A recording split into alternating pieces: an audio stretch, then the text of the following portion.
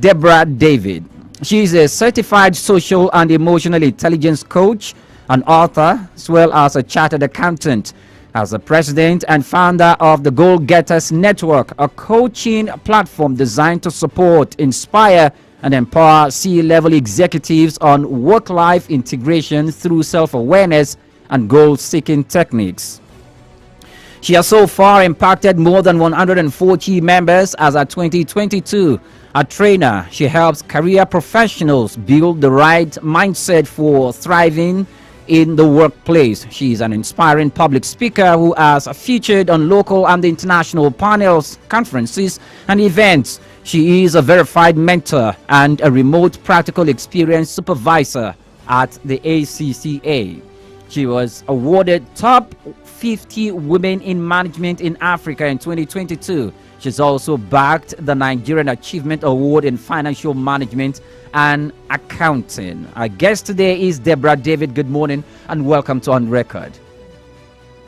Yes, that's our thought on what emotional intelligence is. As it goes, emotional intelligence is the ability to identify, control, manage, and channel your emotions as an asset to achieving your goal, your purpose, and also to build relationships with others. Emotional intelligence starts from your self-awareness.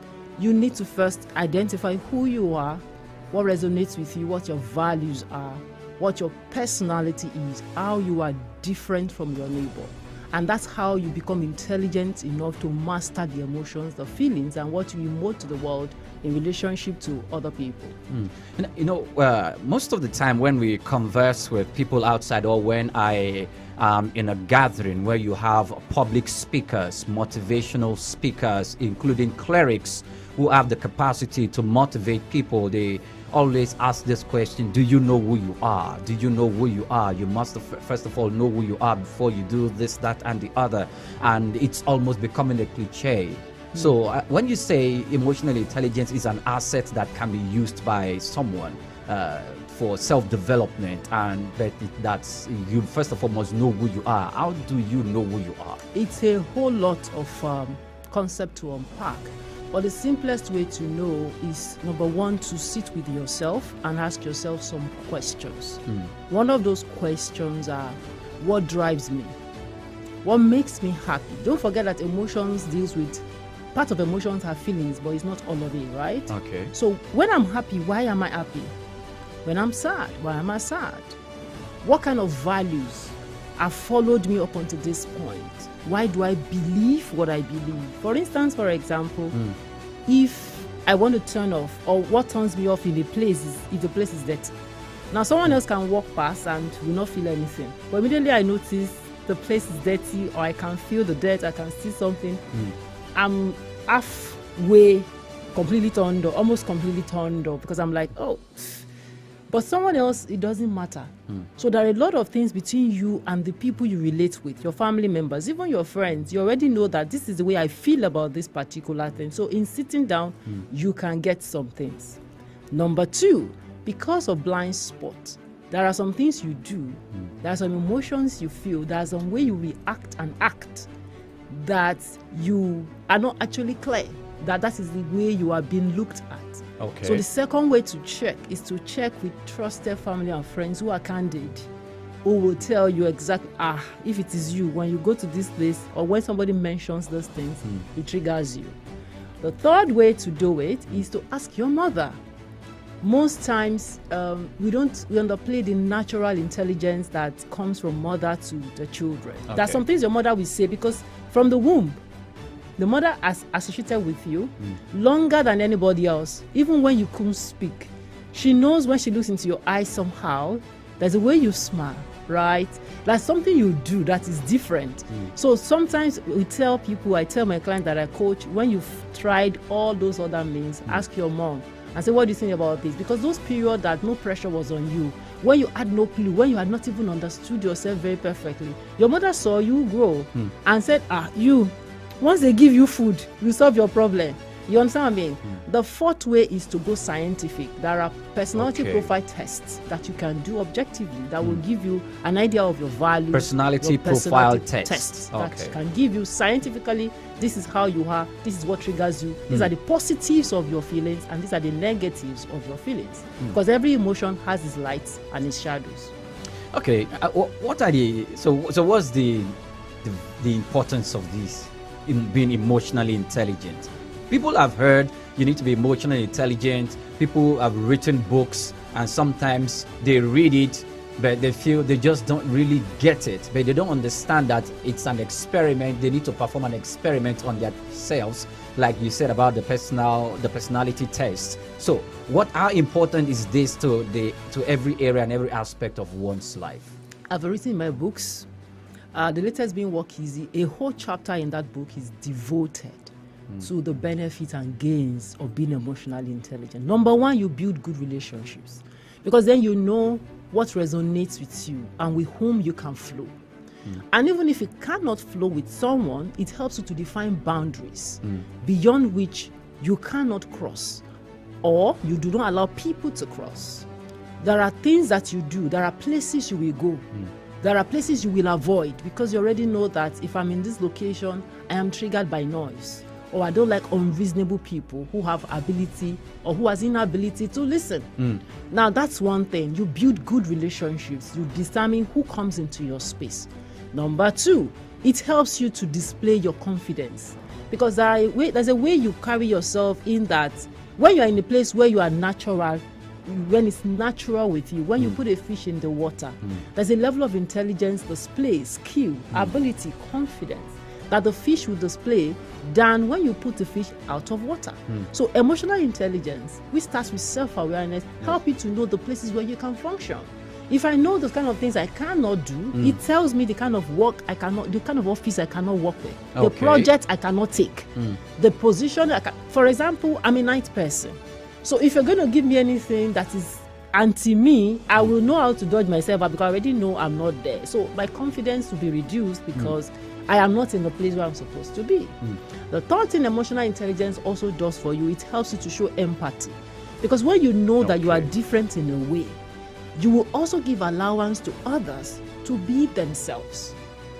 I.e., somebody's voice is too loud and you don't like loud voices. As much as you don't like loud voices, something also tells you that the other person does not like quiet voices. Doesn't like people who whisper. So you can't truly show empathy when you have not identified or deciphered that between you and the next person there are a whole world of differences. Those are three few and major examples of how emotional intelligence helps. From the way you talk about the emotional intelligence and its significance, it looks as if there is little difference with interpersonal skills. Is there a difference? Or is emotional intelligence or maybe interpersonal skills is a synonym or the other part of the coin of emotional intelligence? There are sameness in between the two, but they're not exactly the same. As you said, interpersonal skills. I did a video on my YouTube on interpersonal skills. Interpersonal skills are skills and competences acquired by training, acquired by observation, acquired by modeling, acquired by books, information, and knowledge. You can develop interpersonal skills by being trained on how to do it. One of the ingredients that will help you succeed at mastering interpersonal skills is emotional intelligence. Which means you identify that this person is different, I'm different, and this is our point of intersection. So because there's a point of intersection, for instance, if we have to do a discussion around the topic or concept where we differ, because opinions differ, especially in this season in Nigeria where we are having different kind of debate about the political candidate that they want. Emotional intelligence tells you to tread softly, especially when this person has a different political beliefs from yours.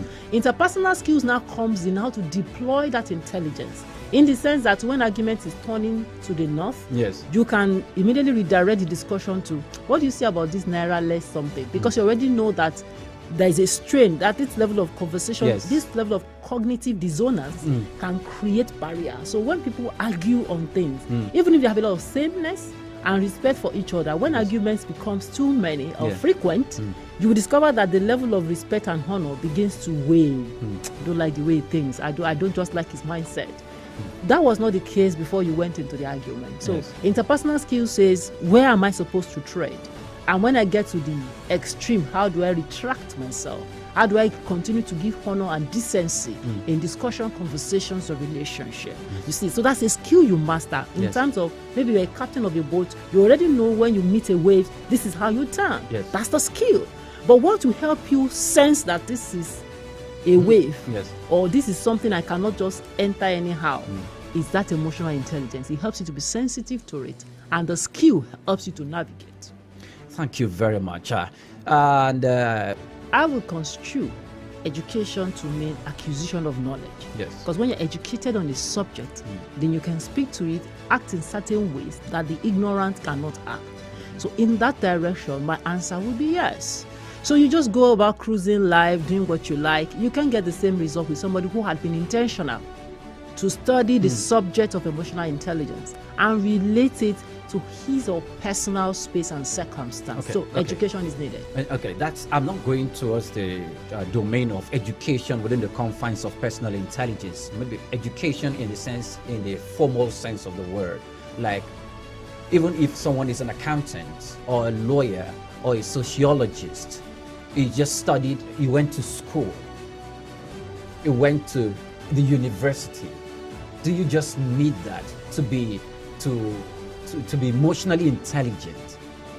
Or must you completely, specifically study the subject emotional intelligence? Yes, that's the answer. You need to specifically study emotional intelligence. All Okay. other forms of education will give Yes. you IQ, will develop your intelligence.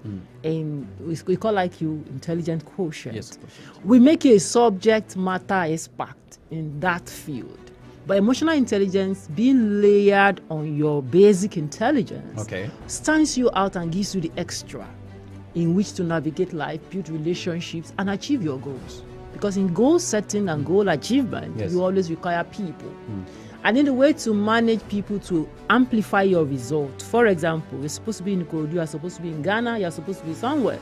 What will make you feature in different places in how you're able to use people's strength, their time, and their understanding. Those are assets through which you can multiply and amplify what you're doing. So with emotional intelligence, you can be a professor of anything and be emotionally bankrupt. Okay. People will draw back from you because they would rather talk to somebody who is a first degree holder, Okay. hasn't spent so many hours and years being educated, because they correlate.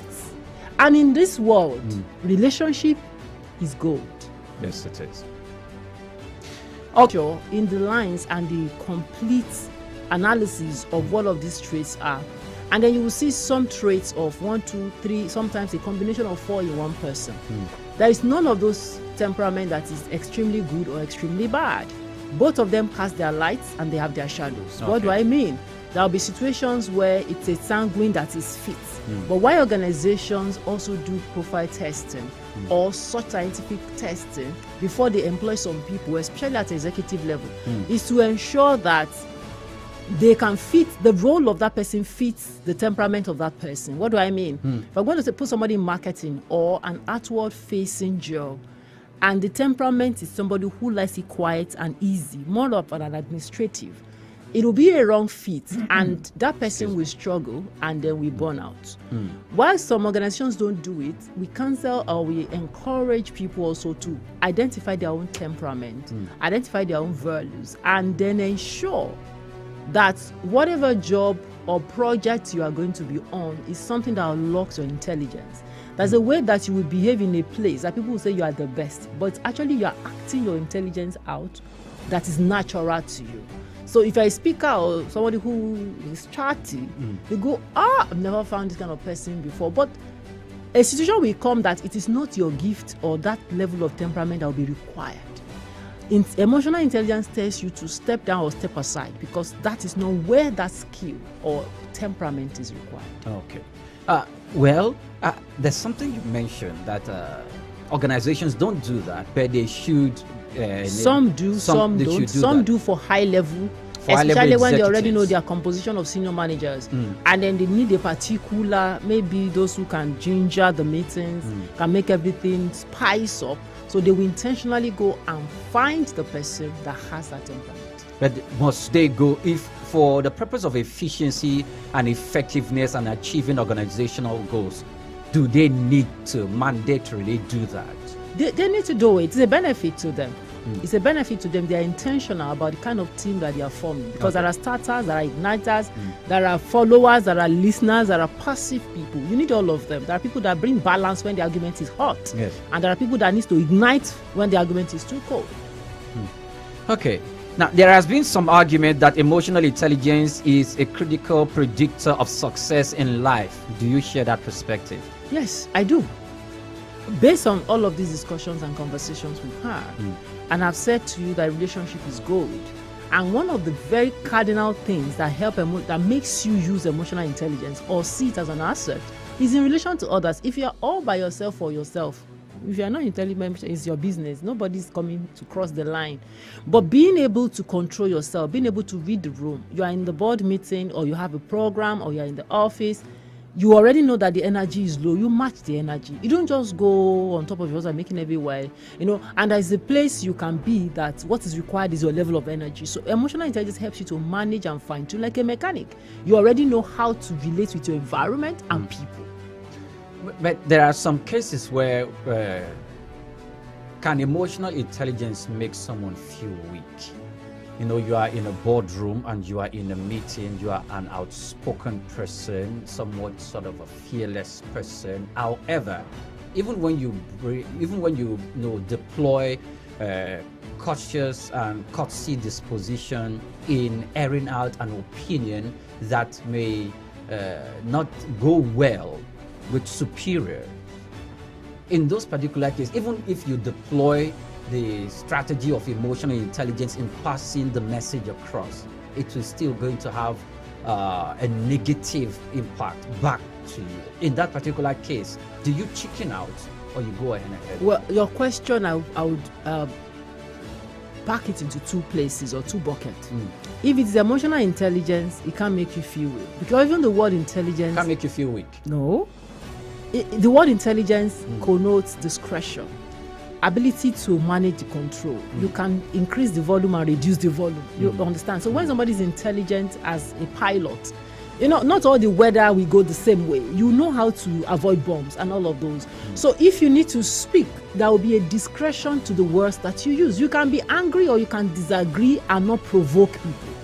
So emotional intelligence helps you to manage your words. And when you think that your emotions will betray you, maybe the argument is so hot and has really taken you over the edge. And that's why you should understand that self-awareness is a component of, and you know that if I speak now, I will cause problem.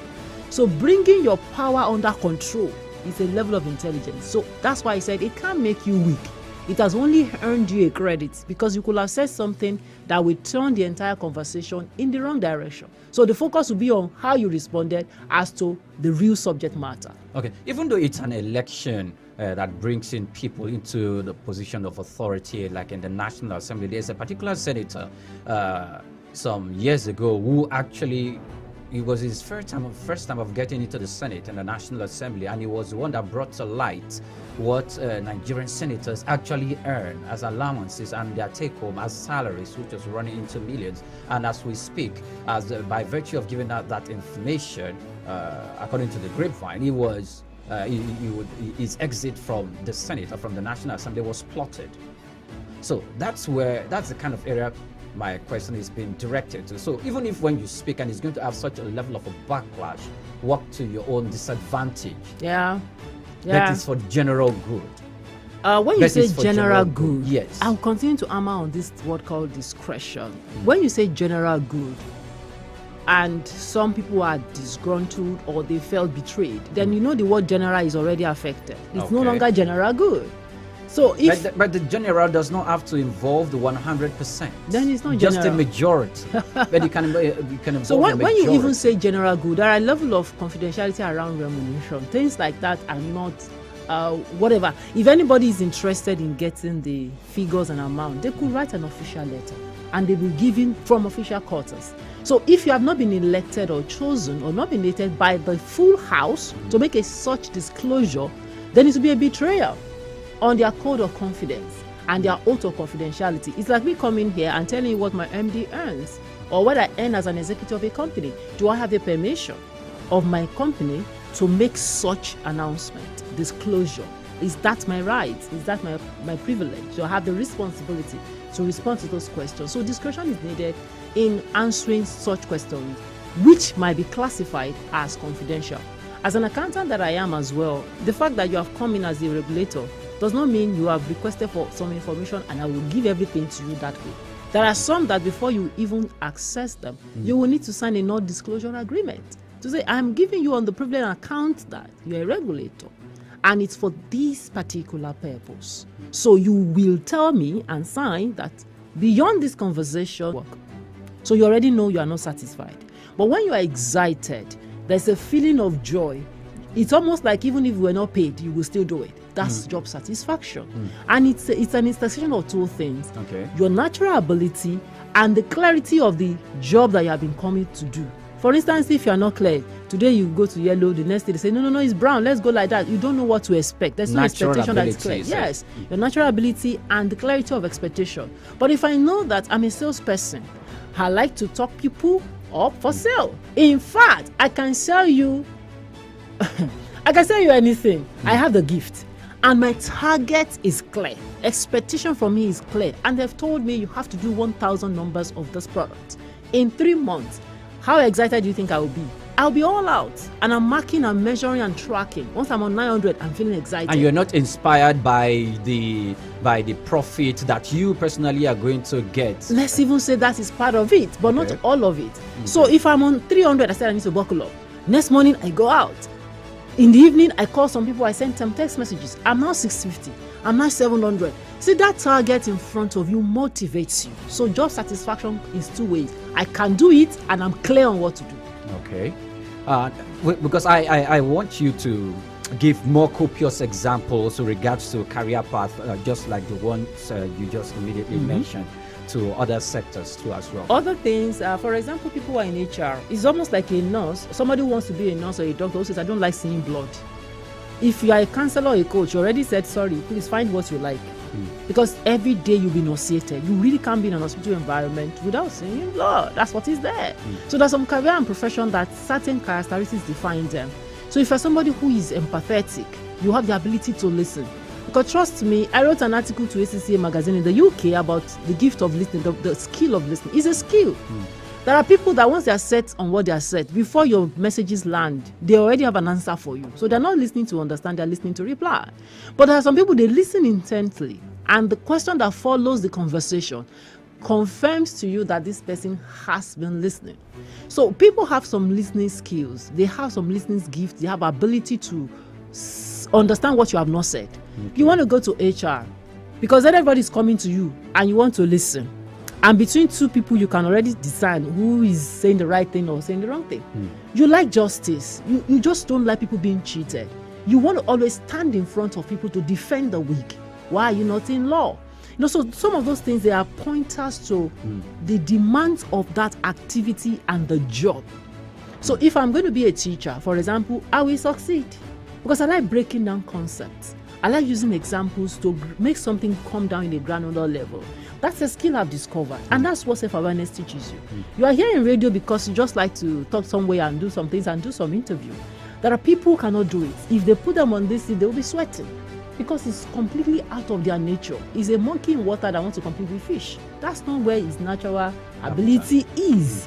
So it's always important to find out what you can and cannot do before you fit yourself in the context of work. And should you be found there, confirm whether you can manage. What does that mean? Human beings are adaptable somehow. So if you went to US and say, I'm a Nigerian person who likes to eat eba and all that, but in a few days, if you make up your mind, you'll be eating shawarma and the things they are eating. Your taste will change because you are intentional and you are ready. So if you are not ready, then that's a different issue. But if you are ready to change, you can be in HR and learn the listening and learn the empathy and learn whatever you want to learn, but it will take intentionality from you. Okay. There was a time we had an ethics coach who was here. She talked about work and she made references to HR. And now that we are talking about emotional intelligence, we are equally making references to HR. So I would like to ask, when an organization is bringing in, hiring someone for the position of HR, what do they consider? What are the qualities they want to look at for such person to see if the person can really carry up this burden of, administrating over these capacities, the capabilities, and the competencies of the persons they employ into an organization. So when we say HR is human resource, and humans are like assets of the organization, yes, apart from the tangible equipment. And there are sections in HR. So even if you're coming into HR, it depends on what aspect of HR you're coming for. There's benefit and compensation, which means you have to enumerate, you have to know numbers, understand the taxes, how do you compute payroll taxes and all that. So if that's what they're bringing you for, they'll test you along that line. So when people are recruiting, they have job description and person specification. But if you are bringing you into employee relations, which is a part of HR, where people are supposed to come and meet you and talk to you and explain things to you, they're supposed to set up disciplinary committee, they're supposed to be able to listen to both sides. So those kind of things, they will describe it that way and say employee relations officer will do this, that's job description, and the person shall have this, have that, have the rest, and certain qualifications as well, which they know that when you have gone through those exams and those certifications, you will have been taught those subject matter that will equip you to do the work. In a community, but those representing them, either in parliament or as a local government chairman, will go and build a primary or a secondary school. Are they being emotionally intelligent? That question is difficult to say yes or no to. And the reason is also because we need to understand the fundamentals. One beautiful way to do proper governance is to be in collaboration with your stakeholders. And as the question suggests, it means there's a disconnect between the expectation of the people and the performance of the representative of government. So they need to bridge a particular gap, and that's the gap of communication and collaboration. Now, whether it's now an emotional intelligence issue, it might be yes, it might be no, depending. Because sometimes people can have an expectation and believe that that expectation is the ultimate and the best. But somebody else who is coming from other side can also say, this should come before the other. Perhaps based on statistics and data, the representative of the government has seen that there's infant mortality rate, there is high sickness and disease in that community. Yes, so there's an information that this person is acting on, assuming. Okay. There is an expectation from the people also that they're acting on. So where is the point of intersection? Is that thing called communication. And that's why you hear people say we are doing town hall meetings. We are consulting with the elders. So that needs to happen. And if that is breaking down, then they are breaking the bridge that connects governance with the led with the leader. And this is what we will advise in that instance. But whether or not it's now an emotionally intelligent thing, it can be yes, it can be no. Yes, in the sense that if you sense it and you can identify it, or even you've been told and you disregard it, then we can say, you just don't want to satisfy these people, you want to satisfy your ego. But if there had been no channel of communication or expectations are not being made clear, then we can say, oh, this person is not emotionally intelligent. It's just a gap in communication. Okay, we have another message here. It says, how do you get emotionally intelligent when you realize you have been unintelligent for a very long time? Is apologizing a form of weakness? Ada from Lagos mainland. Apologizing is not a form of weakness. In fact, it is intelligent people that apologize. It means that at the time that you realize that you missed the mark, you have confidence to go and right the wrong. So if I apologize to you, sorry, I was too loud. I actually just didn't, I was not in my right frame of mind. I actually didn't see what you're doing. You say, yeah, that's okay. It means you want to build relationship. In fact, that is all about emotional intelligence. Because then you are mending what you broke, and it takes a lot of confidence and strength to be able to do that. Okay. And now let me take you back again to that aspect of governance where you said it might not necessarily be emotional intelligence, might be the gap of communications. Now, from data, you could see that there's a particular community where it's a farming community. They produce lots of food and lots of fruits, lots of produce from agriculture, and they take it to the farm and to the industrialized areas. But most of the industrialized areas and the stakeholders, their markets, they don't come to that community to buy because they don't have motorable roads. And for that community, the people in that community, to make ends meet, they feel we need to have these roads fixed. Political stakeholders came in and sold out their manifestos to these people. We are going to do this, that, and the other. These are manifesto, and the people say, fine, this is what we want. We want our business to boom. We are all farmers. So what we know is that fix the road so that we can take the goods from this rural area to places like Lagos where these goods can be bought. But, when those people are elected, they come into office, they don't do such. They do other projects, like I said, building roads, building schools. Well, there are too many ways to look at those things. And it's unfortunate that some of this information, they come from one source. Usually the people who feel their rights has been taken for granted that will come out and say they haven't satisfied us. But what's important also is also to listen to the other side of the story. And the person might tell you that maybe the budget that I have or the mandate that I have is for this asset. And so what's important again is that we have elected you. Come to a meeting, come and talk to us. We wanted P, you gave us X, Y. So it's important to have that stakeholders meeting. If that is happening, then it will be easy to fine-tune expectations. But if that's not happening, then the business of governance actually is a lip service. If people don't understand what you are doing, or you also don't understand what they need, because the purpose of government is to harness resource and administer. Okay. Now, before I go to a particular question that was asked. There has been lots of cases where police carry out extrajudicial killings. The Rahima case is still fresh in our minds. And while there is public outcry against such acts of police and government recklessness, people in authority still does not take into consideration the public's feeling when responding to similar issues in subsequent times.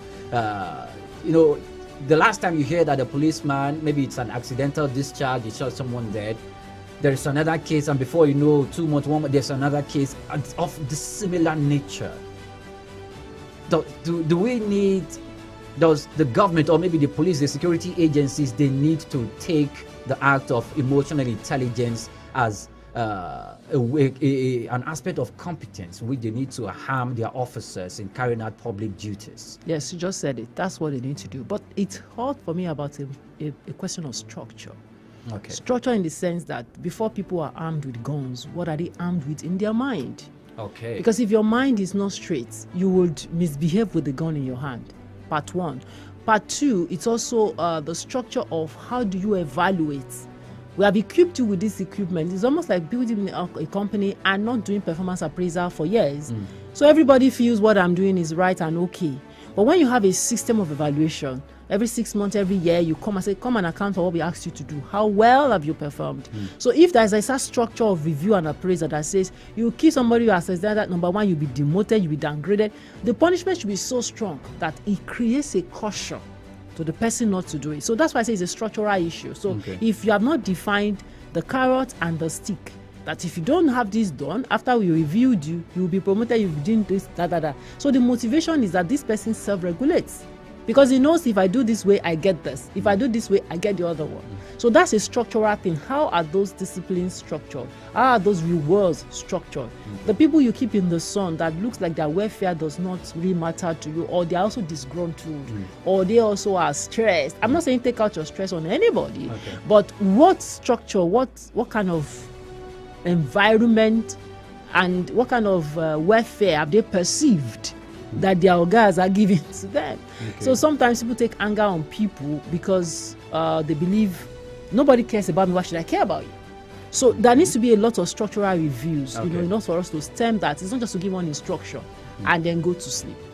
So how does one become emotionally intelligent? Knowledge. Seek knowledge. As we're talking now, you are becoming more emotionally intelligent because you now know the benefits. Then you can act in line. The next, go on Google. Go on YouTube, listen to information, identify, then take personality profile test, see where you are, and then see where you want to go. Number two, intentionality. When you acquire this knowledge, you must make up your mind to use it. Knowledge acquired, not deployed, is lack of wisdom. So you say knowledge acquired, not deployed is lack of wisdom. You cannot get wisdom without using knowledge. Okay. So at the end of the day, please go on. You make up your mind who you want to be. But if you're an anyhow person, I don't care about emotional intelligence. Last, everybody go chop breakfast. So you can't change, right? Change takes intentionality, takes strength, energy, effort, and focus and direction. And then another thing to do is to set yourself a goal. If, for instance, you're a seller and you want to sell more, you know you have to be intentional about being emotionally intelligent. So customers will insult you, but it wouldn't matter. The following day you can call them again, or we will replace that order. But it will get to hell with you. You know, one by one, all your customers will disappear. So when you have a goal in front of you, that goal motivates you. You want to be the best on hair, personality, something. You want to be this. So when people don't have goals, they do anyhow. You can just be anyhow because you are not looking towards anything. So number 1, educate yourself. Number 2, be intentional to deploy the education. Number 3, set compelling goals that will motivate you to keep becoming more emotionally intelligent. Okay.